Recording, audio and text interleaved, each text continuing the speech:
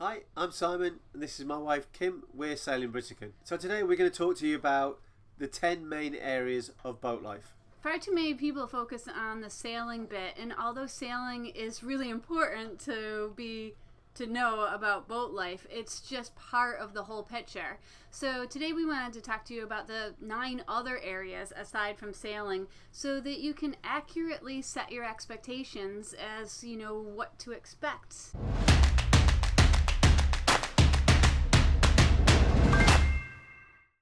Okay, so from a sailing perspective, the key things to focus on are setting sails and trimming them, boat manoeuvring in and out of marinas, anchoring and mooring balls.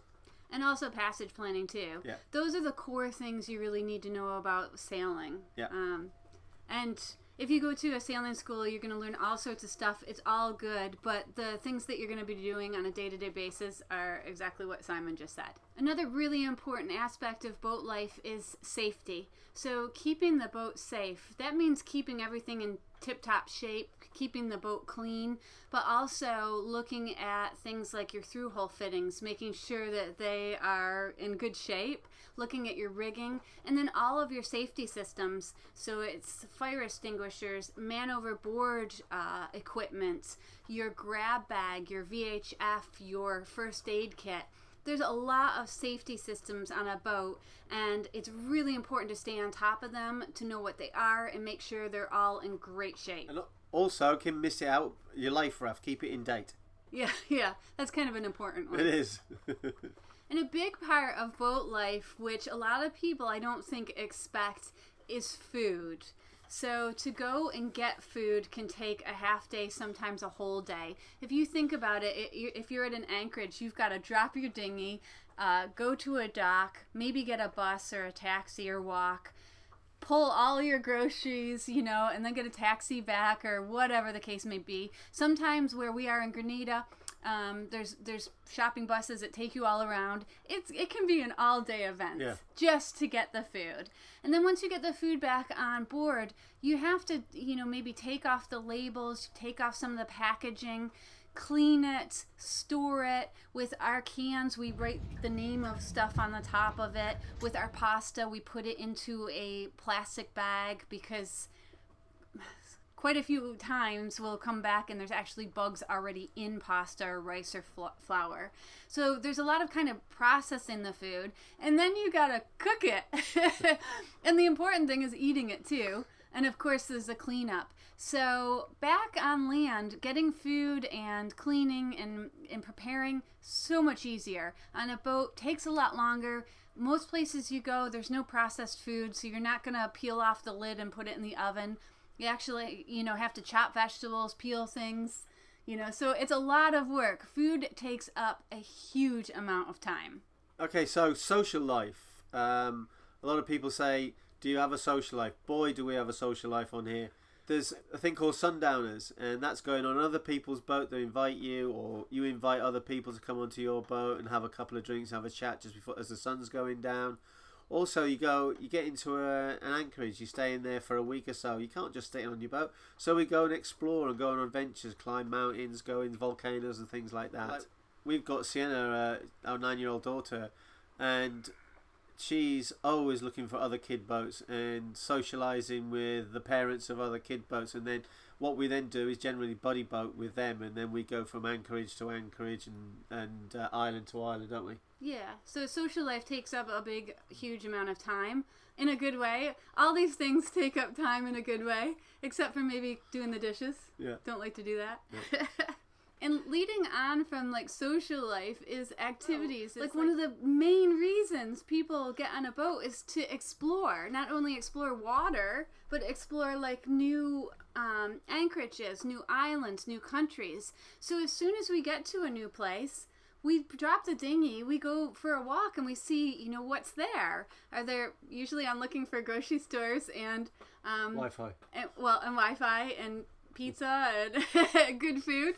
But also museums, and what are the activities for that island. So a huge part of the boat life is going from one place to the next, getting off the boat and actually exploring the world around you. So there's the inevitable boat maintenance, which you should be doing maybe even one job or two jobs a day. That's what I try and do, but it doesn't always work out that way.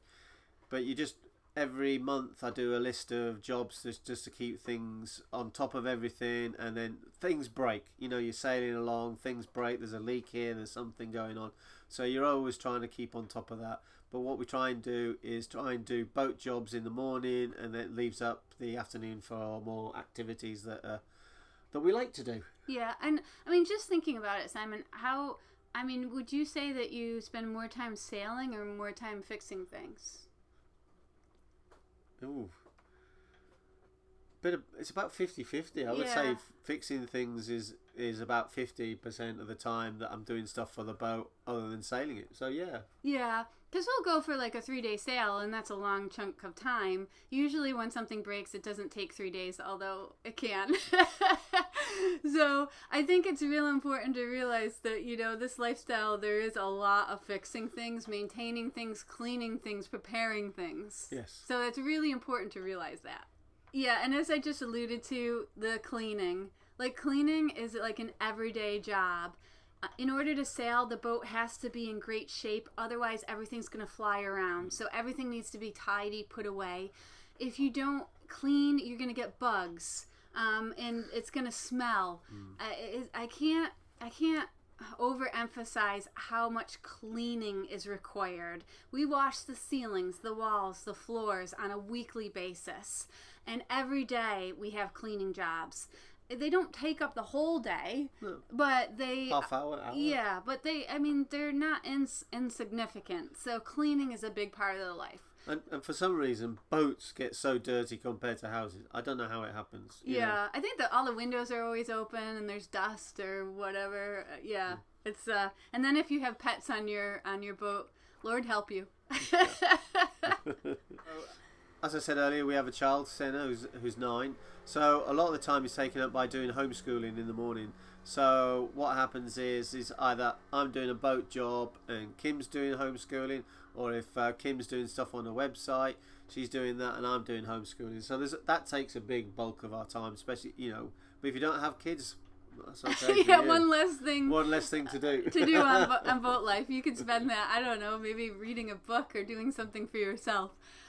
But yeah, if you do have kids on a boat, homeschooling, it does take a while. We generally spend about from 8 o'clock till maybe 10, 11, sometimes 12, sometimes 3 doing our homeschooling. So it can take a while. And also preparing for it, that takes a while. So yeah, that's a big chunk of our day.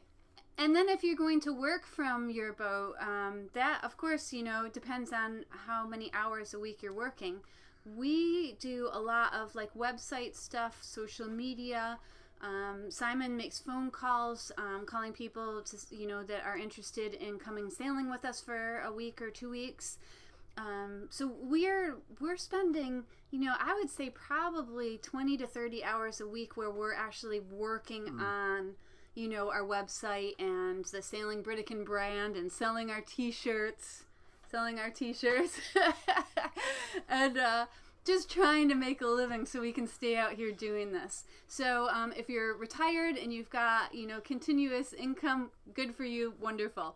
If you don't and you are either remotely working or trying to make an income from travel blogging or whatever, you know, that can take a substantial amount of time. And like everything, it's all about balance. Yeah. You know, you just try your best to do all these things and juggle all these balls. And when you become too off kilter, you say something's not right. There's been occasions where Simon and I have been working too much and we're like, we need to go have fun. Yeah. You know, so we do an excursion, we go to a chocolate factory, we climb a mountain, or we just go to a bar. Yeah, we drop them balls. Yeah, we drop the balls and go to a bar. Yeah, So the 10th and last one is just random stuff like getting away from the boat. We have problems with my father a while ago, so we had to go back and sort that out. Hurricanes suddenly come up, or a tropical storm, and we have to prepare the boat for that, or get out of the way, or do something. Yeah, so an emergency or something that crops up that's unexpected, that, you know, that's part of our life, just like everybody else's life. So, yeah. Yeah. Okay. So those are the 10 kind of core areas of boat life. And I think the reason that we wanted to make this video is because we're finding so many people so focused on the sailing bit. And the bit that they're focusing on is stuff that they probably aren't going to do anyway. Well, the boat is only sailing for maybe 3-4% of its time while you're living on it. Most of the other time is you're at anchor on a mooring bowl or in a marina. So there's other things to do, not just sailing. Yeah, and I think it's important to look at the whole lifestyle and not get so, glued on the sailing bit. Although saying that, you do need to know how to sail to go out on a boat. Yeah, otherwise you're not going to get very far. Yeah, and we understand that. We're just trying to make sure that your expectations are accurate and realize that there's a huge... There's a whack. There's a smaller piece of my nose there. Yeah, there's a huge variety to this life, and it's important to consider all of it when thinking about your future life and what that life's going to include. Yeah. So if you want to know more about this lifestyle, why don't you come and join us on Britican? We're here in the Caribbean for the next couple of years. It's beautiful weather. Most of the time. It's raining. It's raining. It's raining at the moment. But we can show you the other parts other than the sailing. We'll show you about sailing, but we'll show you the other parts and talk to you about that. And you can bounce questions off us and get as much information from us by spending a week with us. Yeah. It's we've probably done 25 experiences so far, and they've all been really good. Different people come with different questions, and I think what Simon tells a lot of people is try the lifestyle before you buy into it. It's going to cost you tens, if not hundreds of thousands of dollars to buy a boat, and if you don't like it, after that, that's a waste of time, So if you want to come out, see what the life is like, hang out with us for a week, ask us some questions, eat some good food, see some great sights, maybe work on the engine or help us fix something, we'd love to have you. Hope to see you soon. Yeah, visit our website for more information, and I guess that's it for now. All right, bye.